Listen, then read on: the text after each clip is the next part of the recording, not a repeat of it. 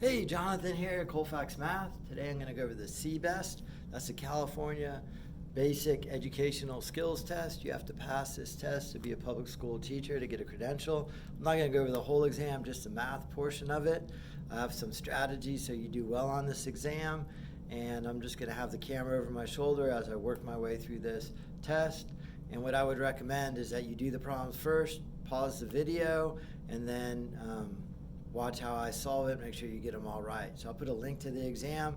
I'll probably end up doing this over a series of a few different videos, but stay tuned for some pointers on how to do well and the solutions and how to on the CBEST math exam. Measure the height. Yeah, no, measure the width from here to here. Laminated overnight on a CNC cut jig. Okay, let's get started with the CBEST. This is a paper copy.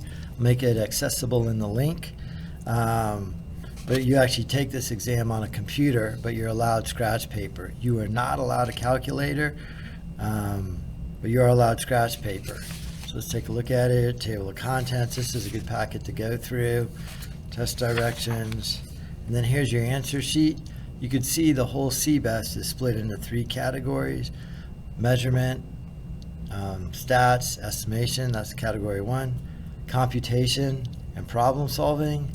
And then kind of graphing and numerical relationships. So you write your answers in here, and through this packet you can kind of see your strengths and weaknesses. So what I would do on this is I would have this exam printed out, and I would try and do these problems, pause the video, do the problems yourself, and then when you're done with the problem, watch how I solve them. Okay, so I'm going to mark this test up as much as possible. I actually have 5 key strategies to do well on any math exam. My first strategy is prepare so that you could relax.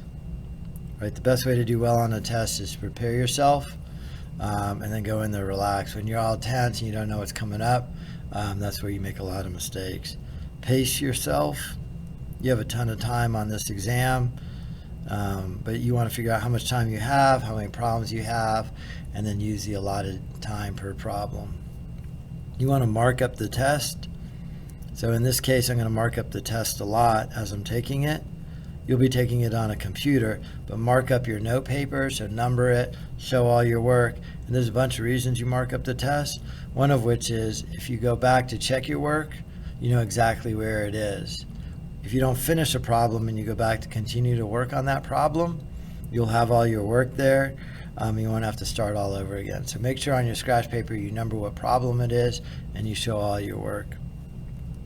Number 4 of my test taking strategies is look for cues. Kind of figure out, what are they trying to ask me here? What is this about? Like, what is the point of the problem? And then number 5 is really go slow and work carefully. Hardest problem on here has the same weight as the easiest problem, so you don't want to miss an easy problem with a careless mistake. So be really thorough about it and check your work. Those are my 5 test-taking strategies. Again, this is a CBEST practice math test, and it's just to make sure that every teacher in public school in California and in Oregon has a minimum standard of math, reading, and writing. And I'm only looking at the math. Okay, so let's get started. So if you haven't done this problem yet, pause the video and do this problem. I have these 6 test scores. What's the average? So I take all these numbers, add them together, 76, 80, 83, 71, 80, and 78. Adding the first column, I get 9, 10, and 8, 18. Carry the one up here, 8, 8, 8, 24, 31, 39, and 7, 46. So I have a total of 468, and there's 6 scores, so 6 and a 468 goes into here 7 times to give me 42. Subtracting here, I get 48. 6 and a 48 goes 8 times, so my answer is 78. I don't know if there's an easier trick than that, but I think that's the way to do it. Okay, number 2. On the 3 sections of a math test, the student answered the number. So this is a total number of questions, 40, 60. This is how many they got right, 28, 48. So they got 48 out of 60 right. I could do 60 into 48, but I'm also noticing that I could just reduce this fraction. So I could see 6 goes into here, 6 goes into here 8 times, and into here 10 times. So I have 8/10. I could still reduce that to 4/5. And now that I see it's 4/5, I recognize that as 80%. And there's my answer there, D. Or I could do 5 into 4.0. Decimal comes up. 5 goes into 40.8 times, or 80%. Okay, turning the page. So the total bridge is 4,200 feet. In my ruler, it's a bit of a trick here, it's 5 units. So I'm going to do 4,200 divided by 5. 5 goes into 42 8 times. Give me 40, 20. 5 goes into 20 4 times to give me 20. 0's left over and goes in there 0. So 1 unit is equal to 840 feet. It is right there.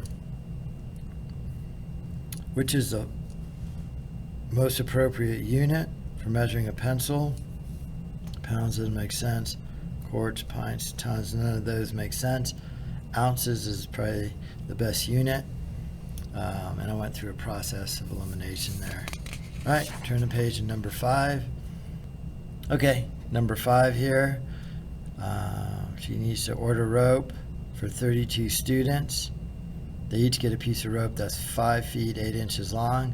So that's a foot mark, inch mark. What's the total length of rope? So I got to take 32 times 5 foot 8. I could do this a couple ways. I think what I'll just do is figure out 32 times 5 feet to get 10. To get 10, carry the 1, 16, so I have 160 feet. And then I'm going to do 32 times 8 inches to get 16, carry the 1, 256 inches. So I have 160 feet, 256 inches.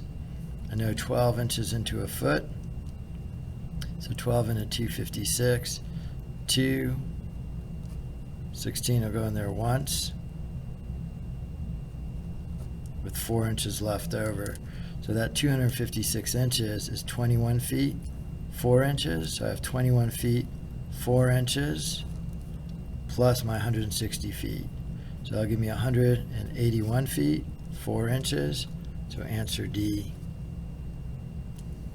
All right, moving down to number 6 here. This is also a little bit of a trick. Use this diagram.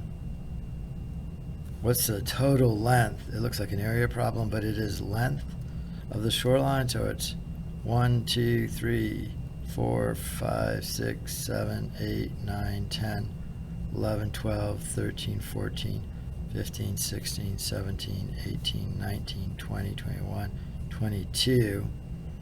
Make sure each square is a mile. So it's 22 miles. So number 6 is 8. Oh, wait a second. 1, 2, 3, 4, 5. It is a trick here. Each square is 2 miles. So I'm all the way around. There's 22 squares. Each square is 2 miles. So this is not the right answer. It's 44 miles. I knew there was going to be some sort of trick like that on the scale. So that's 44 miles. Okay, on to number 7. Use the diagram below to answer the question. And then it tells you that this glass tabletop is 8 inches wider than the pedestal. So that means this is 8, 8, 8, and 8. So the trick here is that you don't add 8 to 48, but you add 8 and 8 to give you 64 in this dimension.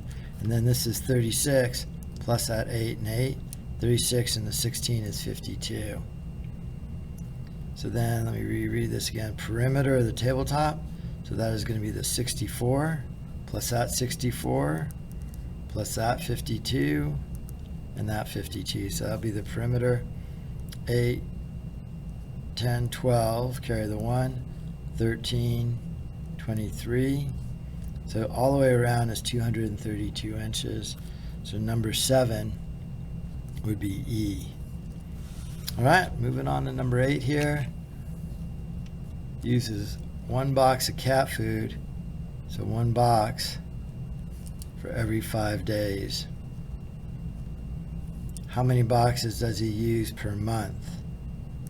Well, so we're saying how many boxes, so I don't know what this is, how many boxes per month would be 30 days. Well, the way I get from 5 to 30 is 6. The way I go from 1 to here would be 6 as well. So I'd be multiplying by 6 over 6 to get 6 boxes. Hopefully that made sense. All right, let's turn the page. Number 9. A lot of ratio problems here. She could develop 2 rolls of film in 18 minutes. All I'm doing here is converting the paragraph to a diagram, really. 2 rolls to 18 minutes. How long will it take her to develop 8 rolls? So 8 rolls. Whoops. Maybe I wouldn't pass the spelling section. 8 rolls in how many minutes? Well, how do I get from 2 to 8? I multiply by 4. Here I go 18 times 4 to get 36, 72 minutes. So we answered 72 minutes.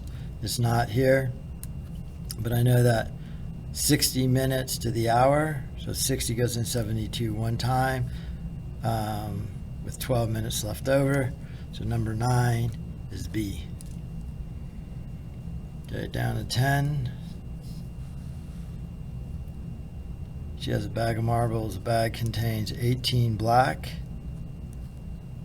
15 red, 11 blue, 8 white. She randomly takes a red marble from the bag and leaves a marble on the table. What's the probability she takes a red or a white marble from the bag? So first thing I gotta do is figure out the total number of marbles. So I have 18, or let me add the 13, 14, 22, carry the 2, that'll give me 52. So it's a total of 52 marbles.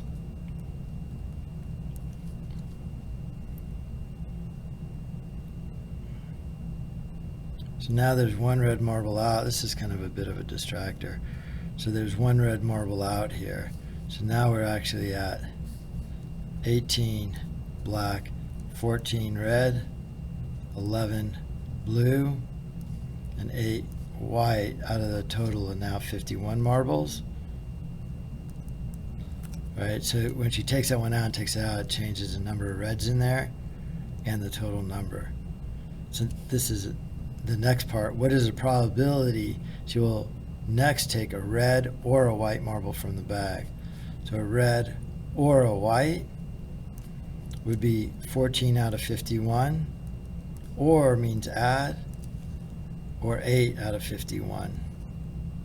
So the probability she took a red out would be 14 out of 51, or a white out would be 8 out of 51. I have a common denominator that put me at 22 out of 51, and that's answer D. So 10 would be D. All right, turning the page. Hope you're sticking with me here. I know it's kind of long, but you know, the more of these you do, the better you get at them. So number 11, at a college, 2 out of 5 seniors go to graduate school. There are 750 seniors at the college. How many would be expected to go to graduate school? Well, 2/5 of the 750, so that's a multiplication problem. So 2/5 times 750 over 1. 5 goes into 75 15 times. So 5 goes into 750 150 times. So that would be 2 times 150, or 300. So number 11 would be E, 300 of the 750 students. think I'm going to try and wrap up this page and end right here, just so this video isn't too epic.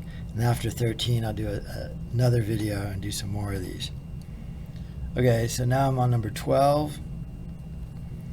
Has 1,007,199 books. The other library has 907,082 books.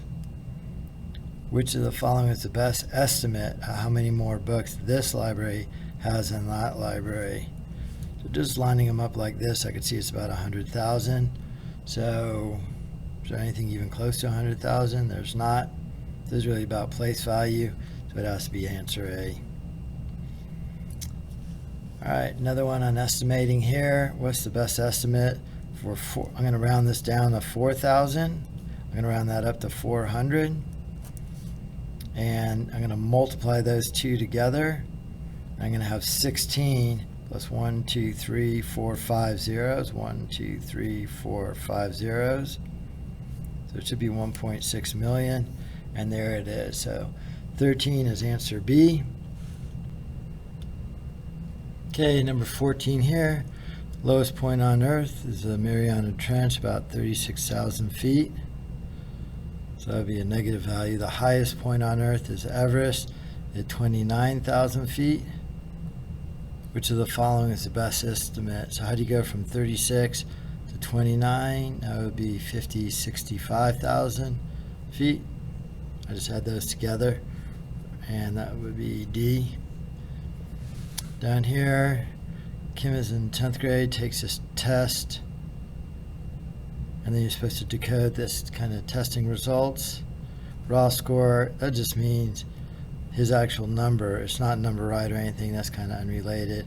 That's where he reads at. So let's read through these. There's nothing about 72, nothing about 28. That doesn't make sense. I don't think that's it. He scored as well or better than 88% of the test takers. That's his percentile. That's the right answer there. Percentile means he is in the 88th percentile. And then again, that raw score. So 15 is D. Now we're turning into the new section of the test, the computation and problem solving. This is just to see if you know your rules of math. So on number 16 here, this is just checking negatives. So I have negative 105 and negative 14 is negative 119. And then I go up 34 from there. So I'm going to subtract 34. I'm going to stay negative. And that's going to give me negative 85. Right? 9 minus 4 is 5. 11 minus 3 is 8. This is negative 85. Number 17, use the information below to answer the questions that follow. As part of the unit on weather, students record the outdoor temperature at 8:30 a.m. for 5 mornings. What was the difference between the week's highest and lowest? So what is the difference between the highest and the lowest? So the difference between negative 15 and 12 is 27. So 17 is E. Computation one's a little easier. All right, number 18. You're doing it. We're getting it done. It's the way to practice. I know it's a long video, but just keep going. I'll just go up to 25 here, and hopefully this is helping you. Teacher has 3 packages of stickers. One package has 56 stickers. Another package has 48 stickers. And the third package has 58 stickers. The teacher divides all stickers equally among 27 students. How many stickers will each student receive? So I got to add the total number up. 16, 22, 14, 16, I have 162. And 27 students and a 162. I could probably at this point right here, I could probably guess, because 6 stickers would put me at 180 times 30. So I know it's going to be A. Because 9 stickers, 9 times 20 is going to put me at 180. It's already over, and these are all large amounts. So I could do that division, or I could just see that that's the only answer that really makes sense. Number 19 here, place value is pretty key. What is the tens digit in the dividend of the problem? So 25.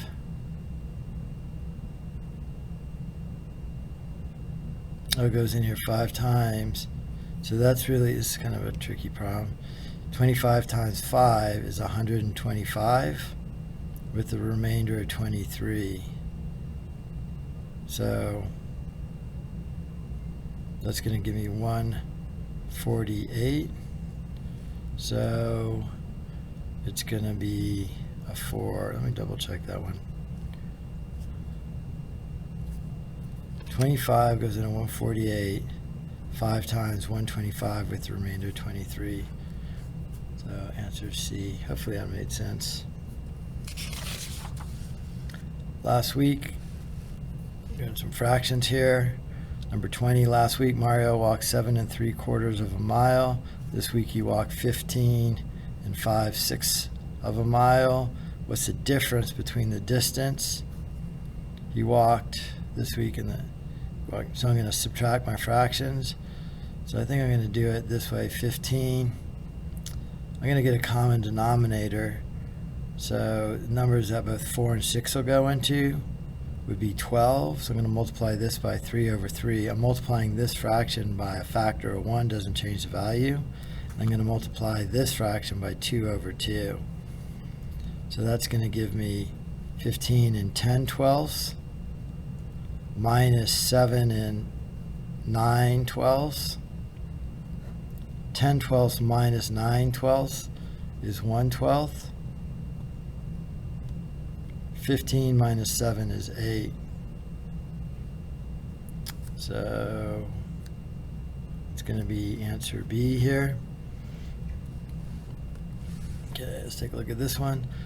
Sporting goods stores offering 10% discount on skates that cost $110.99. How much will the inline skates cost without the discount? So I'm gonna $110.99 is really basically $111, right? And then 10% of that, I just move that over, is $11.10 off. So I'm going to subtract $11.10 from that price right there. 99 cents minus 10 cents is 89 cents. And then 110 minus 11 is 99. So 21 is going to be 99.81. 22. At the beginning of a class period, half of the students in a class go to the library. Later in the period, half of the remaining students go to the computer lab. There are 8 students remaining. How many students were originally in the class? Oh. All right, so I have a certain number of kids in the class. Let's say, I know it's not going to be 12. I know it's going to be a larger number. This one might be a good one through trial and error. Let me try 24. Half of the kids, if it were 24, half of the kids go to library, there would be 12 left. Then half of those go to library. So that's 24 is not going to work. If I did 32, 16 leave, and then half of that is 8. So that's the one that's going to work. I guess you could go backwards. You got to start with 8. And half of that going backwards would be to double it, and then half of that would be to double it, would be 32. So, okay, number 23. He works 38 hours per week at 7 1/4 an hour, and then he gets a raise that puts him at 307.80. So he's originally working 38 times 7 1/4. This amount and this amount is what we're looking for, the difference between these two. Okay, so I'll multiply this out. 40, carry the 4, 16 plus 4, 20. Carry the 2, 56, 58. 3 is 15, placeholder here. 15, carry the 1, 6, 7, 21. So to start with, he is making $275.50. What's the increase in his wage? So the bump to $307.80 minus $275.50 is what they're asking you for. What is the increase in his weekly gross pay? 80 minus 50 is 30. 7 minus 5 is 2. 30 minus 27 is 3. So the gross pay increases by $32.30. So 23 is A. All right. Use the diagram below to answer the question that follows. This company packages a product for shipping, 10% length, so 10% length of paper per package is needed for overlap. What is the total length of tape needed?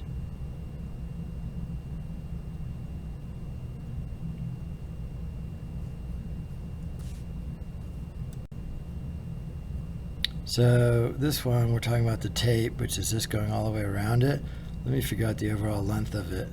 So I'm gonna be 10 plus 15, 25 plus 10 plus 15, 25. So that's 50 just for this one here. Then this one here is going to be 10 plus 5, 15, and then 10 plus 5, 15, 30. And then this one here will be 10 plus 5, all the way around be another 30. So that's going to give me 110 inches of tape. What is the total length of tape needed per package? So this is kind of a hard wording here. Wrapping tape around the package is shown in the diagram. Additional 10% length of tape per package is needed for overlap. What is the total length of tape needed per package? It's this number here. That 10% is a distractor.